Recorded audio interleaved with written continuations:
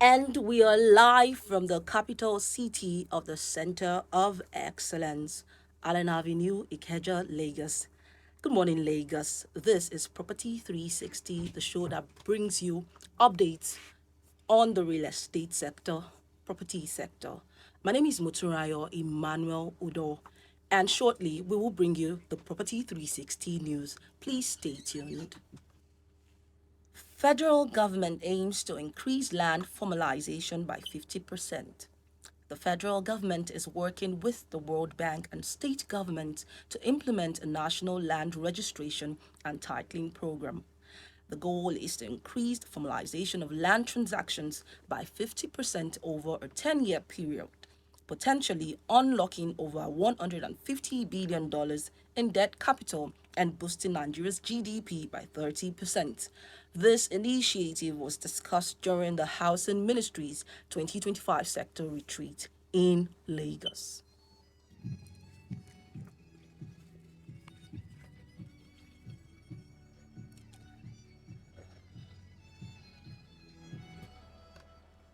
Akovoeze Wakama launches River's first eco-friendly resort estate in Port Harcourt. Akovoeze Wakama has launched River State's first eco-friendly resort estate in Port Harcourt, focusing on sustainable real estate development. The project integrates green agriculture, renewable energy and water conservation techniques to promote environmental sustainability. The resort estate aims to provide luxury living while mining its ecological footprint, aligning with global trends in eco-conscious urban planning.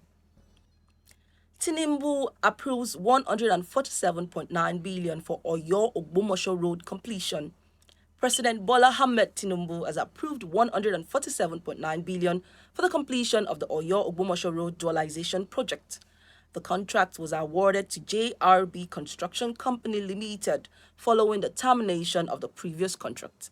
The move aims to ease transportation challenges for commuters, students, and haulage vehicles transporting goods from the north to Lagos.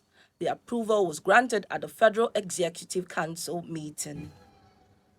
The federal government has announced plans to create a real estate regulatory authority to curb malpractice and boost investment in the sector. Alongside this, an additional 50 billion naira has been allocated to expand housing projects under President Tinubu's renewed hope agenda.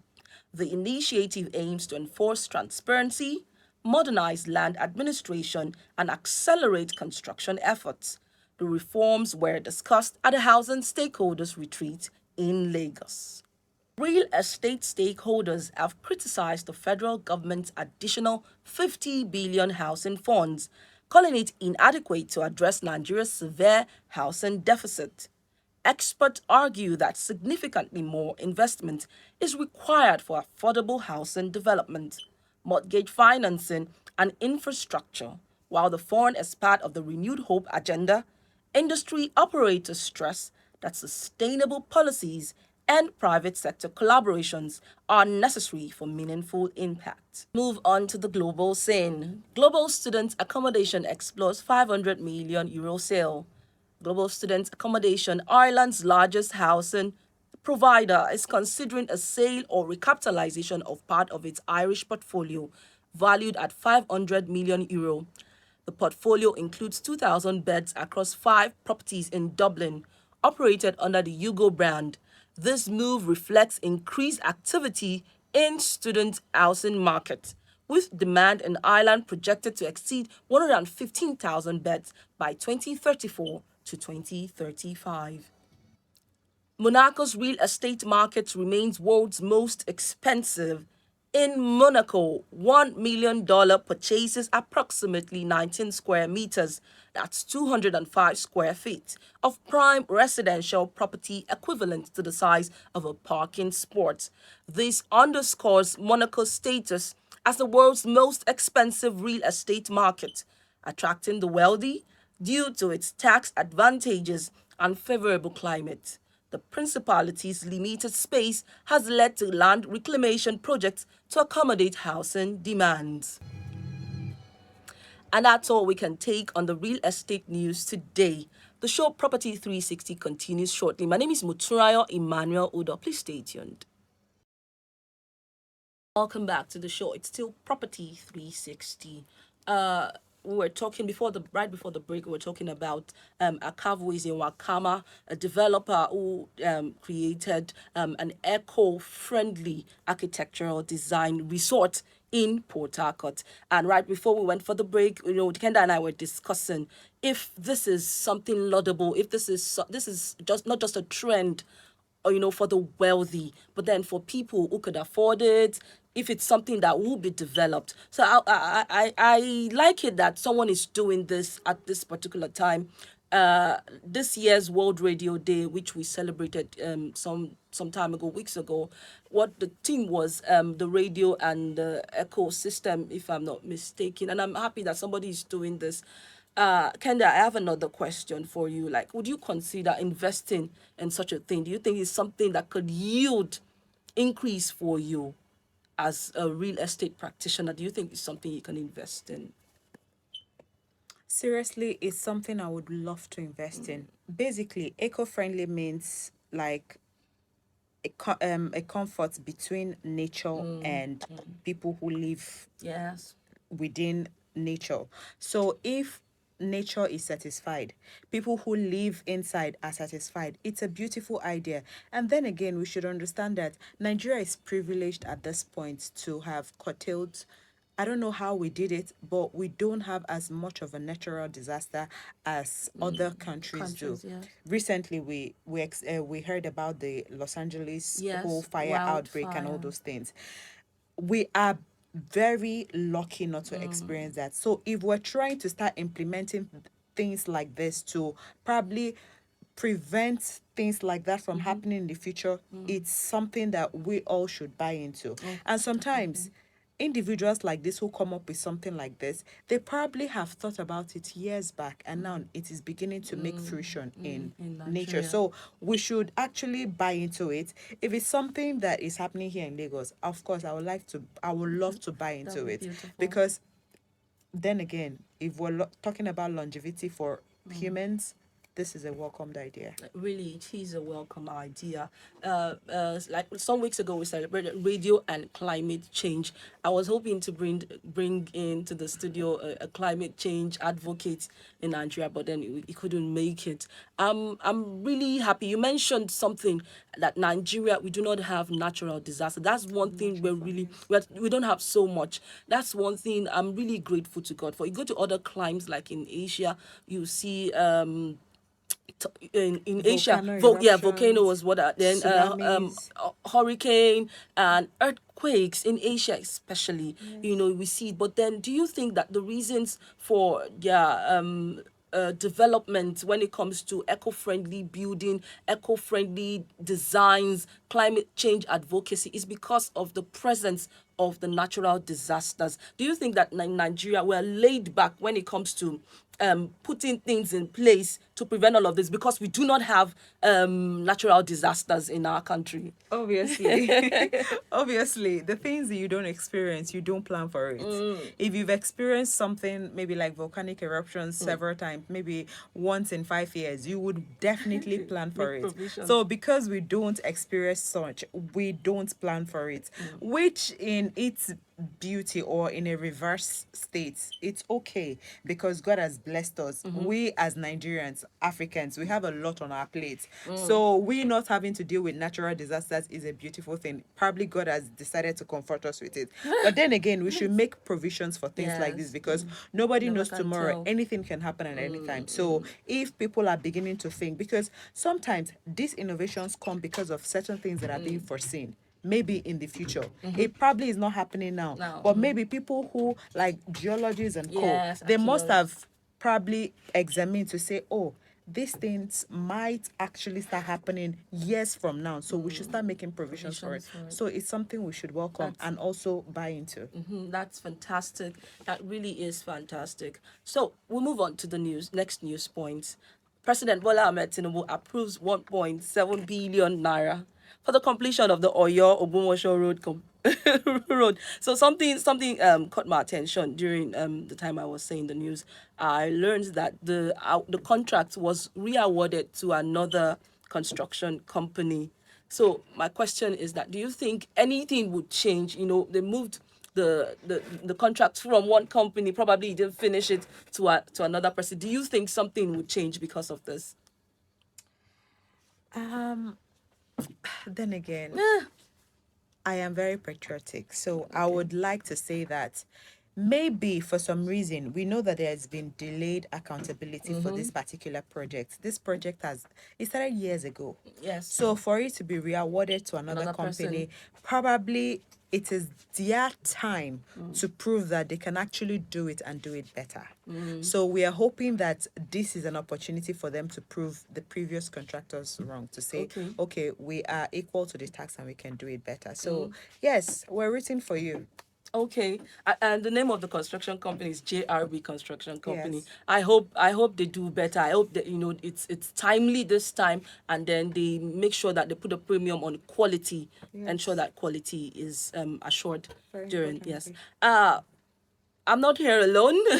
I'm not just here with Kender. I'm here with Barrister, the Baron of Lagos, our in-house Leonard friend, yes, Barrister Casmir.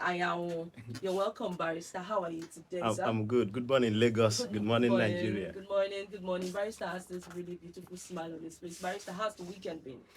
It was fruitful. Fruitful. Yes. Do you want to share what happened? Yes, I had a session in Zion Okay. Prayer Ministry. Oh, really? That's Yes. where you worship? Yes, I go there. Oh, I see. Yes. I see. Yeah. What happened? We have to be alert Alert. in the spirit. Oh, okay. Glory. Yes. Hallelujah. Amen. Barrister is bringing spiritual vibes Yes. into the show today. That's fantastic. You're welcome, Barrister.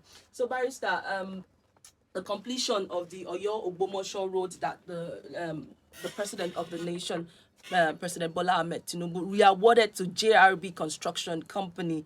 Do you think that the re-awarding of this contract will bring about timely delivery of the project and quality? Do you think that we are awarding it from, from what I'm sure it was somebody else, another construction company who has been manning this project for a while? Maybe they were not satisfied with the level of development so far. Do you think we are awarding it to another construction company will bring about development? Yes, in most cases it does, because what happens is that when a contract is awarded, most of the time you see the company that is supposed to execute the contract coming out with one or two excuses. After several period of delays, it happens here in Nigeria regularly. But my own concern is when the contract is awarded to any company, what happens to the old company, the former company? Is there any disciplinary measure taking place, put in place to get the money back from them? Or is it a case of, mother God, the child is dead? So I don't think it's the best approach. When a company cannot perform, the money that has been given to them should be recovered from them. Yes. They should account for it, because it's public funds that is being wasted. And even when the new arrangement now, you see the cost, the bill of cost and all other things skyrocketing. You now do that contract 3 times the original price it is awarded. We all see it happen in Nigeria. Nobody is accountable. But I believe this new company will be able JRB to Construction. execute. If they fail to execute, government should discipline them. The disciplinary options are there. Even in the contract document, it is there. It's not just taking money and coming up with excuses. Even if it is your crony, your political crony, you don't do that, because that money does not belong to that person giving you. It's public fund, taxpayers' money.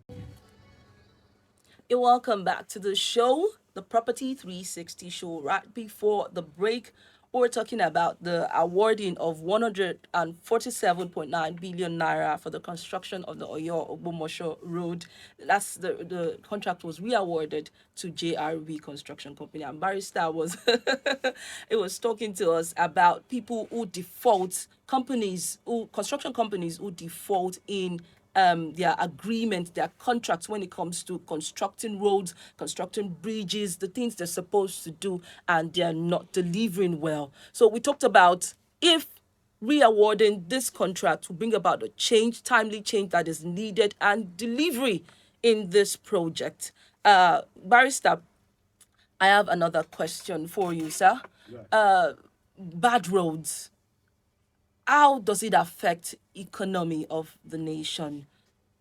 This Oyo Ogbomoso Road is, it's an avenue where people from the north, get to other states of the federation, get to Lagos, obviously. How do you think that the construction of this road would bring about increase in the economy and the dilapidated state of the road? How do you think it has affected commerce, affected, commuters and all of that? In fact, the effects of bad roads in Nigeria are highly unquantifiable. If you begin to mention the effects, morning will come, night will come, it will not end. But one of the effects is that bad roads cause the major road accidents we have in Nigeria. Over 80% of that. I can tell you my personal experience. You're on the highway, you're speeding. Suddenly you just meet a bump or even a hollow. You don't know how to avoid it. If you are not a careful driver, you may end up, exposing yourself to harm. Because the incoming vehicle at your back is also on the same level of speeding. And you cannot just suddenly brake. The vehicle can somersault.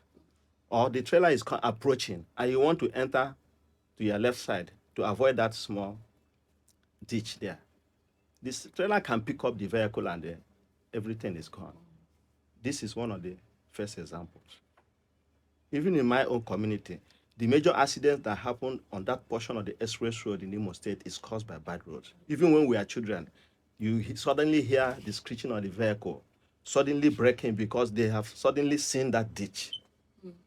There was a time I was traveling to Abeokuta. That was even why I stopped driving on that road from Lagos to Abeokuta.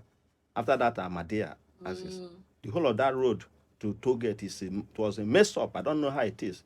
I had to be moving through from Shagamu. You can't just drive on that road with any car. Even Jeep will be affected. So that is the one. Then the economy-wise, of course, if you are traveling on a road, you're supposed to spend about 30 minutes. You end up spending 4 hours on the road. What do you think will be the effect?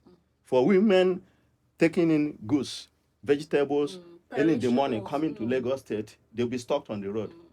They don't get to their point of destination early in the morning. For others who have come, for instance, at Oyimbo or Ebutero, to pick those vegetables in the morning, they'll be disappointed. They go back to their various homes and markets empty-handed. The economy is losing. Individuals, we are losing. You can't get what you want. Then, thirdly, armed robbers also use that opportunity to plug within that area because they know that every vehicle that is coming will have to stop. So these are the things, and God forbid you see them, you cannot even maneuver and escape. So the effects are highly, you cannot begin to mention them and conclude. That's why I say morning will come, night will come, it will not end. But every reasonable and sensible government should know what to do. It doesn't take them anything. Like as I said, if you award a contract to any company and the company fails to execute within the tenure of that contract, hold them liable, take them to court, squeeze out the balls from them, collect the money back from them. It is not given to them ex gratia. It's based on an agreement. What does ex gratia mean? It's not given to them freely or gratuitously. That's a Latin word. Yes. Okay. So if they have obtained that money with a promise to do X, Y, Z and they fail, it's like obtaining under false pretense. You can take them up criminally or civilly, file a suit against them and recover that money. If they have not performed at all, it is even worst case scenario. That is what we see in this country, and everybody takes it for granted, as if it is.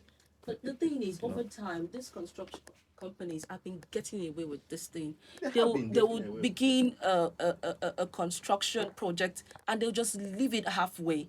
And the thing will get even worse than it was when they started. And nothing will be done for years. You just Nothing see will it be like done. that. What I think that happens most cases is that they collect this money up front, quote all sorts of bills they want to quote. And even with what they have quoted, the quotation still can cover with that. But when they begin to delay, time begin to wear on the items and the costs, because here you cannot even rely on the prices of things every day. Because it keeps Weekly, the changing. prices keep increasing. So when they are caught up by this web, they get confused. But a reasonable contractor knows what to do. You put all these things into factor them. However, there is also a lack of accountability when it comes to both the construction companies and the government. There has to be phases to every project. If there are laid down measures to every phase, this is the amount of money churned out for this phase, and we make sure that before it moves to the next phase, this first phase must have been completed. Because I'm sure in road construction there's a grading, there's a putting of the quota and all those things. There are different measures to it. So if for every phase we have churned out this amount of money, we should make sure, and there are people that are in charge of each project, to make sure that, okay, this phase is completed, okay, we'll move on to the next phase. If this accountability is done, and not just the whole, okay, this person is my guy, I gave him the project, so Yeah, I've yeah. closed Sort my it eye out. to Yeah. this particular one, so we're moving on to the next one where I can get an amount of money from the government. Things are never going to be okay, and we should understand that that road, it's a very great, it's like it's an affecting factor to our trade, because it's a linking road between the northern parts to Lagos. Yes. Especially when it comes to agriculture.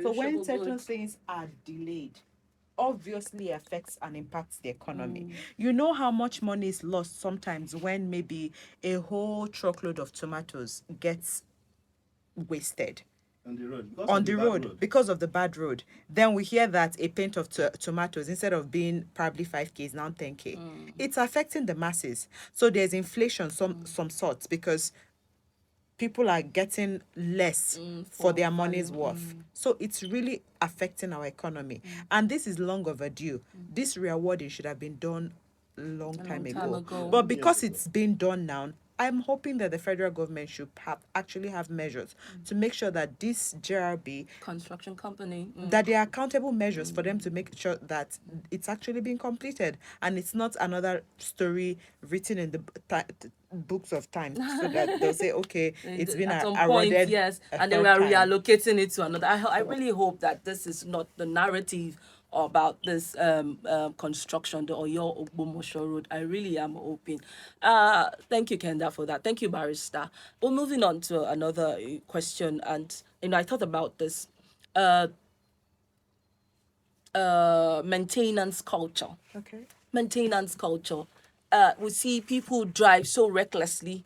We see really heavy duty trucks plying roads plying bridges, and you can feel the pressure on those bridges, and you begin to wonder, are these people supposed to move? Because I think there's a law in Lagos that heavy duty trucks should not Move at night. or and all of that when people but then you see a lot of things. You see trucks, containers falling over the bridge, destroying things. It will be left there for a very long time. How often do you think that the government should check these facilities? It's government property to check these facilities and ensure that they are light on this. You're a member of the Rotary I'm Club. not surprised, because I'm a member of Rotary Club of Kejasa. Rotary is well structured, Yes. highly structured. Even in the next 3 years, we already have our president elected. So as the incumbent president is leaving the office, there's a successor taking over. Everybody knows his line of duty.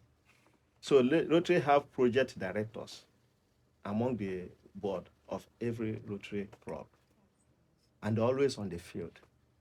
I believe the government should borrow the idea from Rotary Club. Rotary has that president. I was going to ask Barrister, Yes. do you And have these things- Rotarians as politicians? Of course. Really? Even I'm a lawyer, I'm a Rotarian. Okay. We have former governors who are Rotarians. We have DGs of chambers of commerce. Every field of life, walk of life, you must have a Rotarian. Medical doctors who are doing well, engineers, even retired military personnel of the highest level, they're in Rotary. So these people come with their assemblage of knowledge, put it on the table. So government should borrow a leaf from how Rotary works. I'm proud to say that. Wow. Then come to discipline. Yes, sir. It's not just enough awarding contracts or re-awarding contracts. When a contract is awarded, especially from the federal government, we have Federal Ministry of Works. Those directors and the officials in the ministry, some of them are doing nothing in the office. They should go to the field.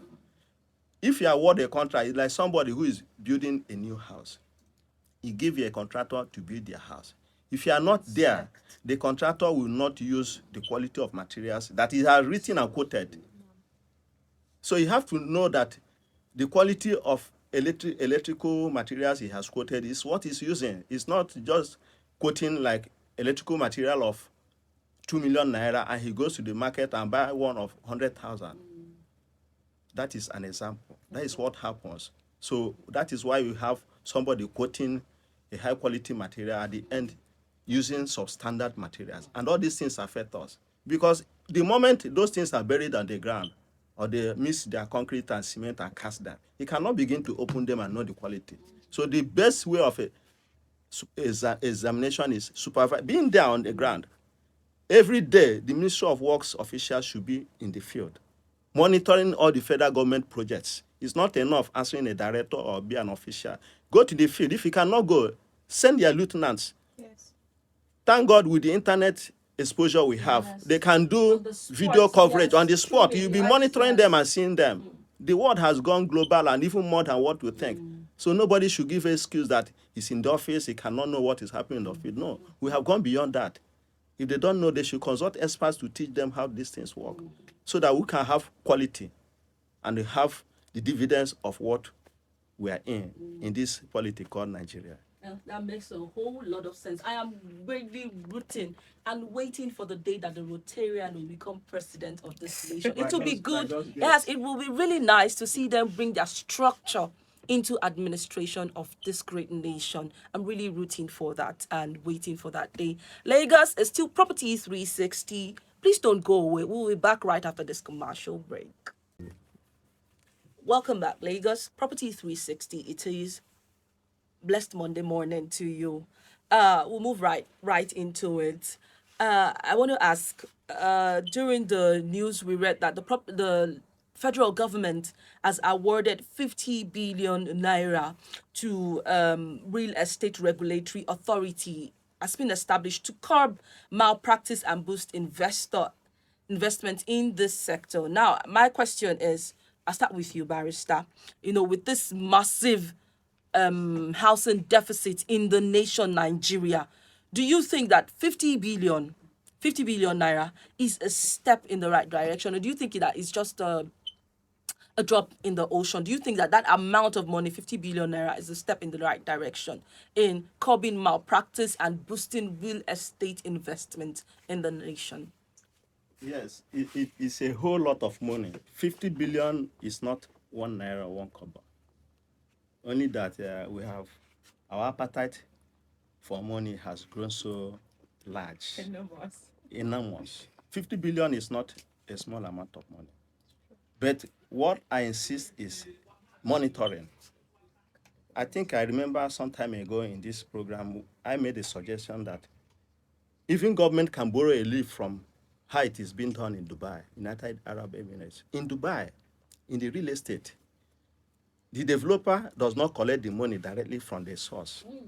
The money is paid into an escrow account controlled by the government of Dubai. Yes. You have transparency at the highest level in that place. For instance, I am a landlord. I own a property. I have the CFO. I need a developer to build a skyscraper for me in Lekki or anywhere in Lagos.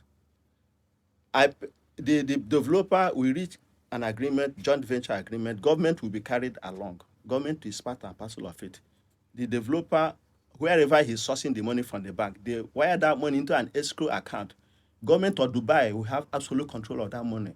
At every level, the developer wants to do foundation. he approaches the government with the knowledge of the landlord. Government releases that money for the foundation.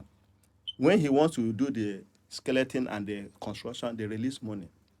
It's not that you pay a whole lump sum Of money. When they want to do roofing, they release money. Then when the whole project is completed, it goes for sale. Any money that is paid will also go into that account.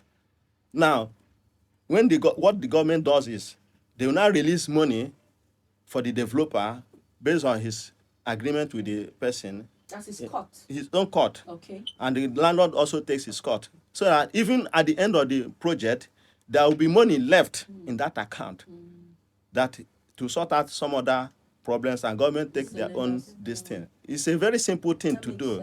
Monitoring, yes. But here, I'm the landlord. I go straight with the developer, enter into an agreement, and he pays me money for wherever he gets money from the bank or personal source. A dubious person can run away with that money. He cannot do that shit in Dubai. That is why there is a trust element involved in it. That's yes. So even if the government spends that 50 billion, the monitoring is key. They put it in that escrow account. The developer will not have access to the money. The landlord will not have access to the money. It's the government that has access with it. Yes. Okay, that's really, really lofty. That's the same thing, Kender, I think you were saying when it comes to project implementation. Exactly. That at every stage, monies should be released. And the for this reason thing. why it's done is because they want to make sure that the standard is maintained at all times. At all times. Yes. So when government is involved, you're not just a developer on your own, or maybe you stumbled into money and you want to build a skyscraper, and the Stumbled into money. and then certain standards to make sure you erect that building are not being kept. Okay. That is why government is always in the loop of whatever you're doing. So you're disbursing this amount of money. They're making sure that it tallies with the quality of materials that you have actually said that you're going to get.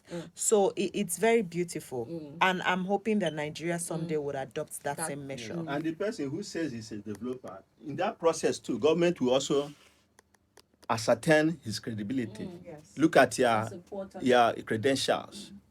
What have you done in the past? Even if you have done anything in the past, what are your credentials? What qualifies you to build? Here we have a lot of quackery in the system. So when this thing is put in place, every other thing will fall in naturally. Thank you, Barrister. Thank you, Kender. Beyond what government has done, making provisions for 50 billion naira for this, it's very laudable, very lofty. I want to ask, beyond what the government is doing, what role do you think private investors, private companies can work together to support what the federal government is doing to bridge that housing deficit gap in this nation? Kender? Okay, first of all, it's sometimes when you talk to people, they tell you that investing in real estate, it's beautiful, it's the new gold. However, investing in Nigerian real estate, it's very dicey. It's 50-50. There's a whole lot of headache that goes into it, a whole lot of bureaucracy. If you don't know the right people and you don't know most of the guys at the top, you end up probably shooting yourself in the leg. But then again, are there people who really want to invest? Yes. Are they doing their due diligence to make sure that they're not investing wrongly? Or there are so many cases of people who have invested, and the next thing they're telling you that there's an express that needs to pass through this place. So they're tearing down your building and all those things. So like this resort, what's the name? Landmark. Landmark Resort.